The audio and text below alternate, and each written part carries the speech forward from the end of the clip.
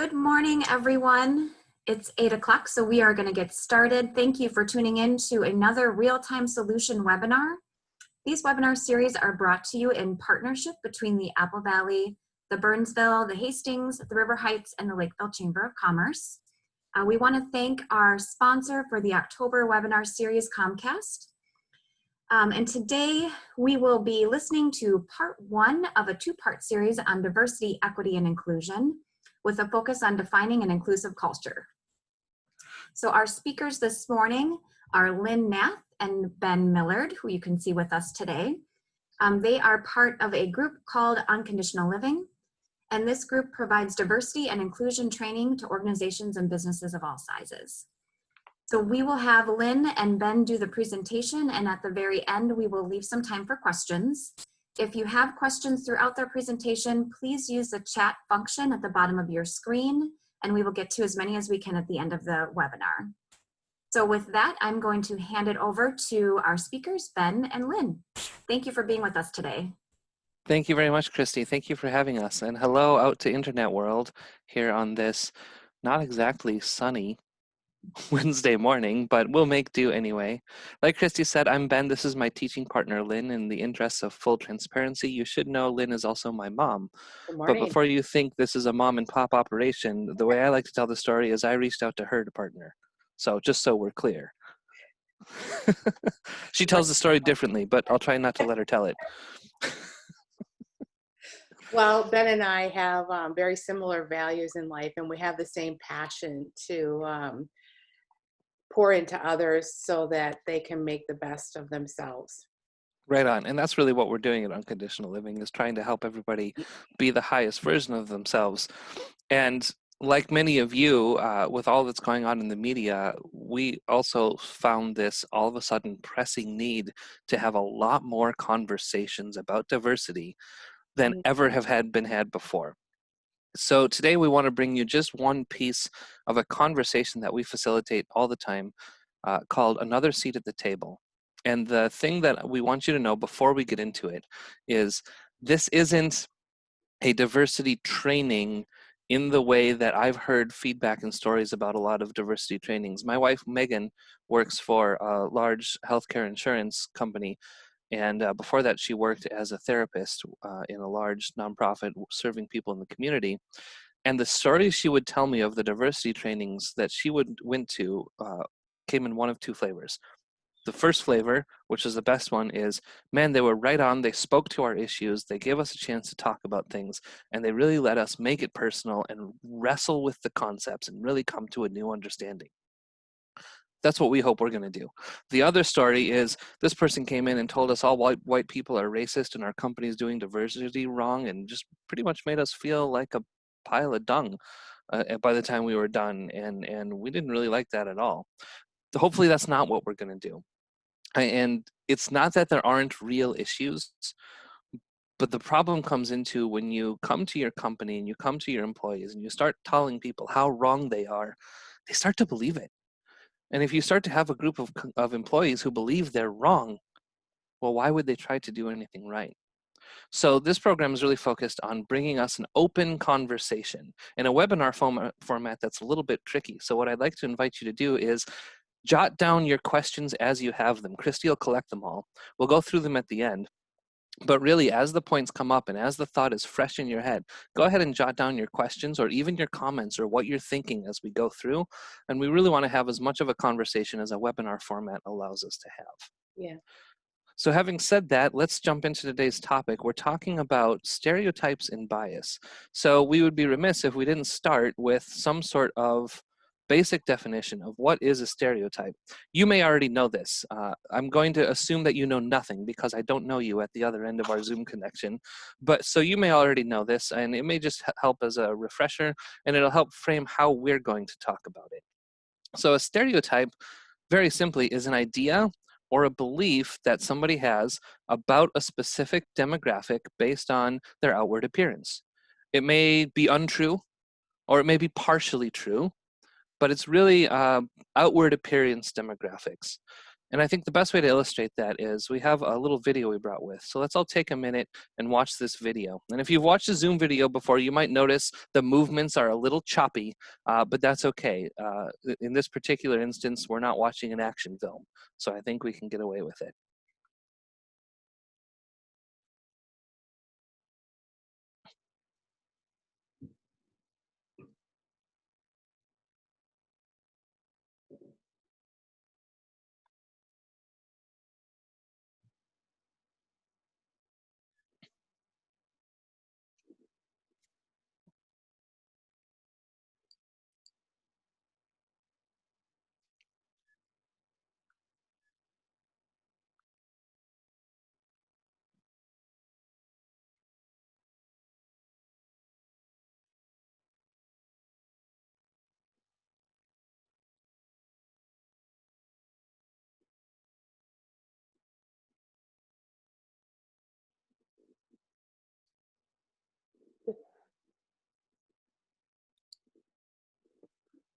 Now, I saw from your texts that we have a tech issue and nobody actually heard anything that I just said or that the video just played.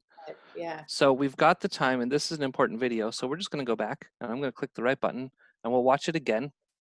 And thank you for being patient with us for tech issues during our webinar.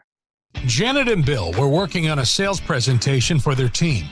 During their time together, Janet showed Bill the figures she came up with. On the spreadsheet, profits had gone down since last year.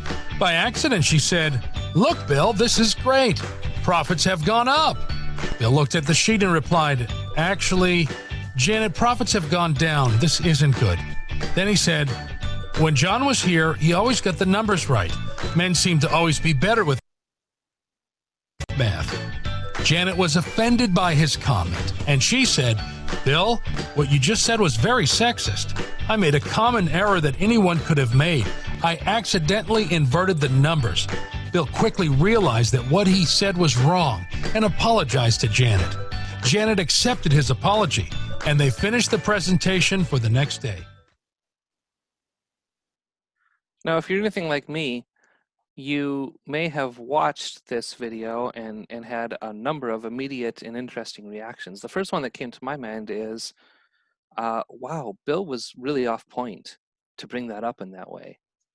Or you might have been thinking, wow, Janet was really kind of up in Bill's face, depending on your point of view.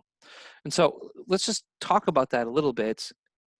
In this particular example, the thing that strikes me the most whenever I watch this is that this video ends with an apology. And some of my reactions when I watch a video like this is, how often do we actually apologize to each other? I think a lot of times what we get into is we get in this situation, we say something, maybe we're not aware of the impact it has. And when our colleagues take the moment to point it out to us, how many of us go to defense? I know I do, more than I would like to. And I start to defend why I think that or why it was okay or what my justifications were. But in this case, Bill had the wherewithal to stop and listen and then think, wow, you know what? I do apologize for that. It wasn't my intent. It just came out.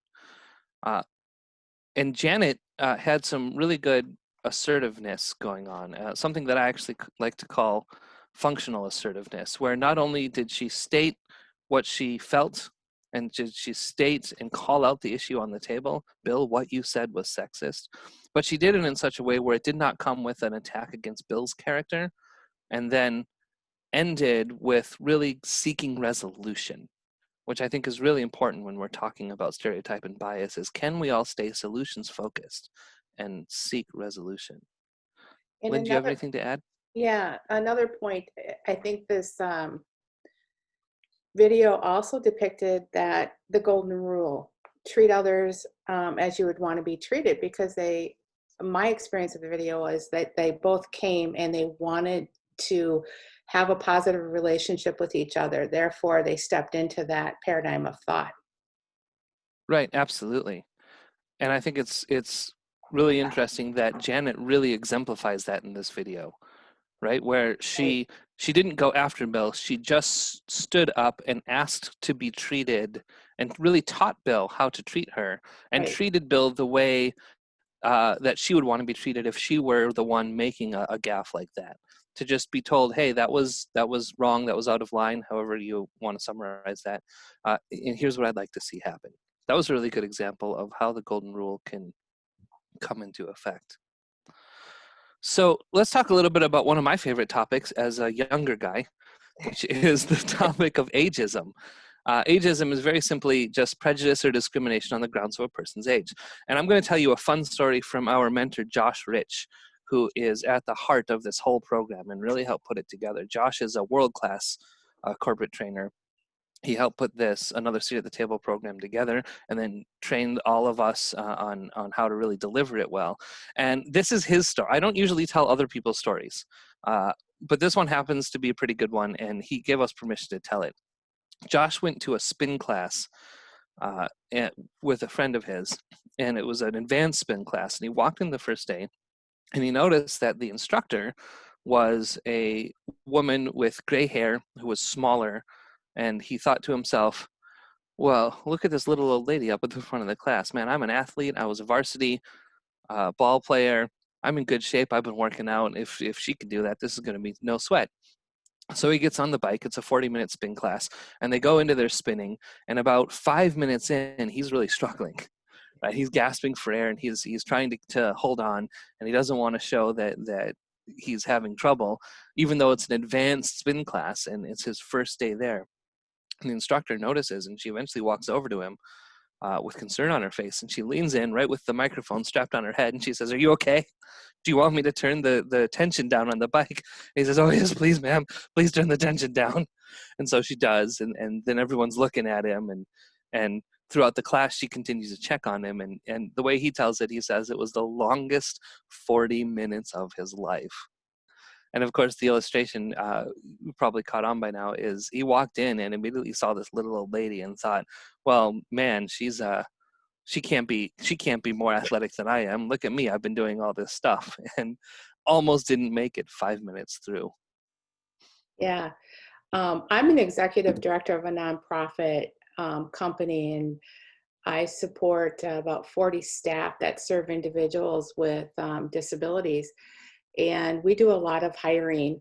And a common thing that I experience is I'll be sitting at the table with my directors who are absolutely great, diverse group of people and very loving. And we'll get somebody who's applied that is around my age. And all of a sudden I'll start to hear, well, all these considerations about maybe we shouldn't hire that woman or that man. You know, they're in their 50s or 60s, and I'm not sure if they can do the job. And I just kind of like look at them and go, really? How can you say that when I'm sitting here?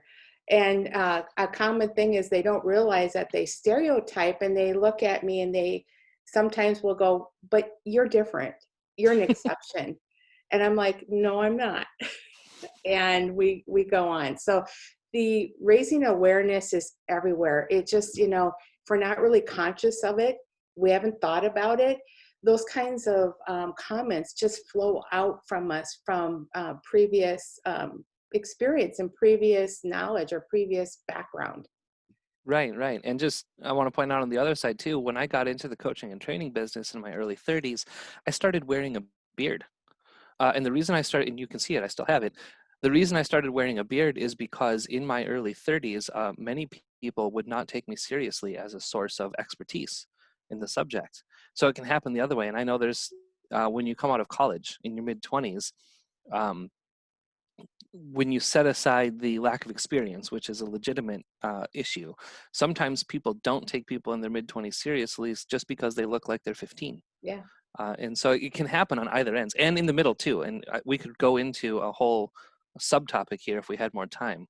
I'll move us on for the sake of time, but I wanted to make you aware that this is another way that bias and prejudice shows itself. So we've got another video to watch to really bring home this point as we wrap towards a close. Kendrick is a vice president walking towards the elevator to host his 1 o'clock meeting on the 8th floor with his team of 10 people who are awaiting his arrival. Mary, who is a senior manager, has never formally met Kendrick but knows he is a vice president with the company. Mary gets on the elevator on the 1st floor. Kendrick gets on that 3rd floor and says hi. Immediately, Mary grabs her purse tightly in an apparent attempt to keep Kendrick from potentially stealing it. Kendrick notices Mary's reaction, but instead looks at his notes. He gets off of the elevator at the 5th floor. He says bye to Mary and wishes her a great day. Mary feels bad that she reacted that way. This is an example of implicit bias. Now, if you're like me when you watch that video, the very first thing that I thought, and I'm glad that before I could ask Josh the question, he brought it up as something he gets asked a lot in Q&A is, come on, is that really a real scenario? That seems a little contrived to make a point. But really, this is a scenario based on experience that Josh had in his workplace. Josh was in Kendrick's shoes, where he experienced this on an elevator. And it does happen, these and other moments, where you have those knee-jerk reactions that kick in. And when I heard that, I had to stop and go, okay, wait, why was my first reaction, that doesn't seem real? And it's just because it's never happened to me doesn't mean it's never happened to anyone. So you heard the video say this is a good example of an implicit bias. So let's take a little bit, just a moment now to define implicit bias. And an implicit bias is an attitude or stereotype that affects our understanding, our actions, and our decisions in an unconscious manner. You heard Lynn talk about it just a little bit when she was talking about the ageism thing, about how maybe Mary in this video, and just like Lynn's staff, may have had an experience before, or have been raised in a certain way, or have been enculturated in a certain way, or have talked about something in a certain way long enough that it comes into our subconscious and we start to form a belief around it.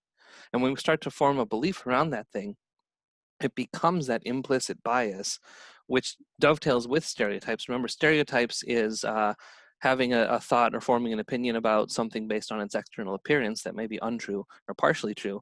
And an implicit bias is then formulating your actions or your decisions or the way you go about life based on those unconscious or subconscious habits that you have. So when you put those two things together, I think you can see, can't you, how this can be really powerful. And we all have them, don't we? Yeah. We all have these implicit biases. And sometimes they're not necessarily wrong to have these. You go back to the first video with Bill and also with Mary in the second video, and we're not trying to say they're not allowed to have those thoughts, right? You have the right to think and feel whatever you think and feel. Too often when we have these conversations, people start to feel attacked. And if I'm speaking to you in a way where you're feeling a little defensive through this conversation, please know it's not personal. I haven't even met you yet. But if you're feeling that and you're starting to feel like maybe I'm wrong and I don't want to be wrong, you have the right to think and feel and choose beliefs and choose actions however you'd like to choose them. And being able to have those thoughts and feelings come up and be expressed and to talk about them in an open and healthy manner, that's really the essence of what we're talking about, of another seat at the table, of having the discussion. In the clips we showed, right, Mary was left in the elevator thinking about why did she feel that way? And she didn't have anybody to talk to in that elevator. I hope that there's a follow-up video, right? I hope there's a follow-up story to that where Mary goes back to Kendrick and says, hey, let me talk to you about this. When you got on that elevator, man, I was clutching my purse and I don't even quite know why I felt that. And maybe there's a place for her and Kendrick to have some dialogue. Now, I know that's a little optimistic, and a lot of the times that doesn't happen. True. A caveat to my previous story is I've made that comment to my directors about when they made a comment about somebody who's in their 50s or 60s and whether or not they can perform the job duties. I've said it about 3 times to everybody and brought it to their awareness. And I can tell you, it mattered to them to think about it. And today I can say, I don't hear it anymore. I don't get the nonverbal reactions I used to get when somebody would apply that's in their 50s or 60s. So it does, it does change. It does shift when you raise your awareness. It matters. It does, and there's some bravery involved to do that. We're going through a series on this topic right now with a group of people, and one of them just yesterday was bold and brave enough at the end of our talking about awareness and empathy to stand up virtually in front of all of her colleagues and say, sometimes I struggle with emotions. So when I show up at work and I'm feeling flat, and I just show up and I look kind of dead and like there's nothing going on in there, I want you all to know that in that moment I'm struggling to even process my feelings the right way. And I was thinking to myself, and I said this out loud to her, I said, wow, that was very brave. Yeah. And it's those types of brave moments that become catalysts for future change. And sure enough, everybody in the group was immediately open and accepting, because nobody wants to be the jerk, right? Even in that first video where Bill had that sexist comment, Bill did not want to be the jerk. It just happened. And then there was amends that could be made, and they could heal and move past it as soon as it was brought to light. Wow, this is it's amazing how fast time flies when you're having fun. I Yeah. see we're at 8:20, and I want to make sure we have time for questions. I see there's 2 questions in the queue, and as we're answering those and talking about those, if those prompt another question or thought, just drop them onto the Q&A, and Christy will get them for us. Christy has graciously accepted the role of facilitating for us and sending those questions our way. So let's open the floor to questions, and Christy, what's the first question? Sure. Okay, so I will read the 2 questions. The first one says, looking back at the first video, I presume this is a peer level coworkers. From a systems perspective, isn't a supervisor or owner responsible to set a standard that these types of comments are not acceptable? Oh, good question. Your presumption would be right. In this particular video, it's peer level workers. Lynn, do you want to take that one about top-down leadership? Yeah, I think it is a standard that is set up by the top leadership. And what I have found as a director is setting the standard is just the very first step. It's actually coming alongside people when the standard is not met at the level of the organizational's expectations, and bringing that constant awareness and teaching in the moment when the situations happen, but not in a judgmental or you're wrong way, but in a very, very loving, supportive way of this is how it affects each party of the relationship. And our standard is to be a team and to have empathy and to include everybody in a positive work environment. So it can be a lot of work, but it's work that is really, really, it's really good, because right now I can say my team, we have a lot of those conversations, and I get some feedback that people really feel like they belong and they're cared about at the organization. So it goes a long way. Well, it really does. And I just want to touch on, you said in a non-judgmental way. And that's really key. At a leadership level, structurally, if you're at the C level in your company, we have to resist the urge to hit the fire button. Yeah. And to have the gotcha mentality. We have to resist the urge to be hall monitors and checking in on our employees to catch them doing something wrong. We want to catch them doing something right. And when we happen to stumble into something wrong, teach them what the something right is so they can shift. I don't think that Janet and Bill conversation happens in a gotcha company. I think Bill is only safe enough to apologize in that video because the company has already set a culture where it's safe to make mistakes and to learn and grow through them. Yeah, if you have a standard in your company for growth, then you can present a platform where people can feel safe, because the focus is on growth, not on right and wrong. Right. That's perfect. I think that addresses the question that just came through. We had an attendee say that they agree it's uncommon for coworkers to apologize to each other. So do you think that they're maybe worried that their job is in jeopardy if they admit that they've offended someone? Yeah, I experience that a lot when we come in and have one-on-one conversations to grow deeper in understanding. They're very uncomfortable for a lot of people because they don't trust that their job is going to be safe if they're transparent. And you really have to set that stage, and you have to work at creating that culture that you are safe, that what you say is okay.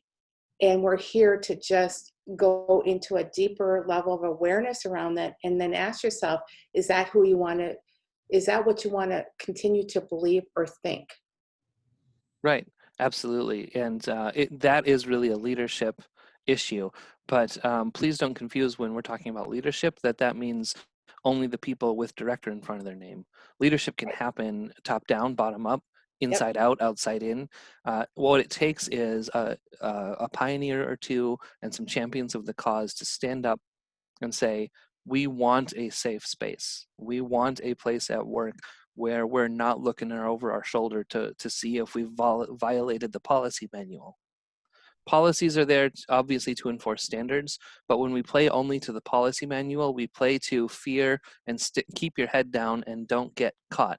And if there's one thing we know about when employees are keeping their head down, it's that all they're trying to do is keep their job, and you don't gain any of that discretionary goodwill or that discretionary effort that it takes to make a company go from just in the game to really good at the game.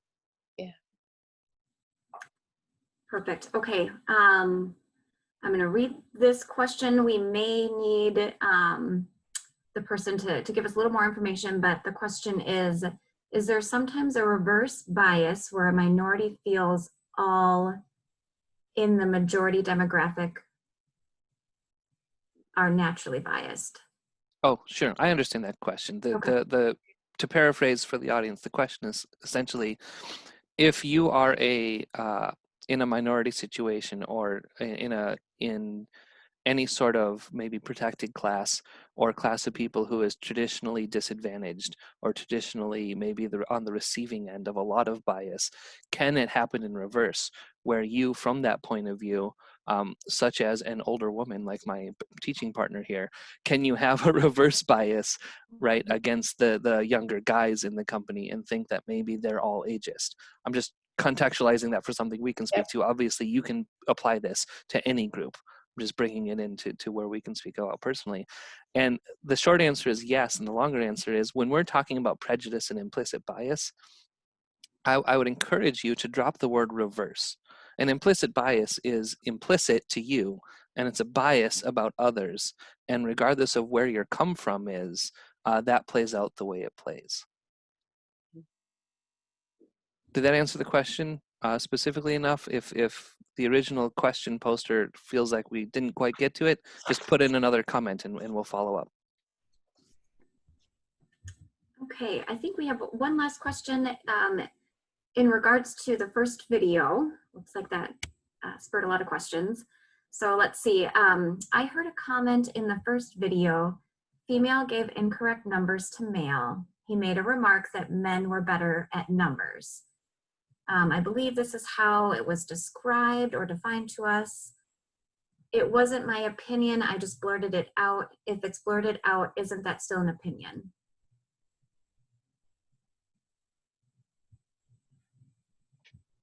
Yeah, I would say it is an opinion. And I think being human, like we all are on this webinar, we have opinions and judgments that pop into our heads all the time.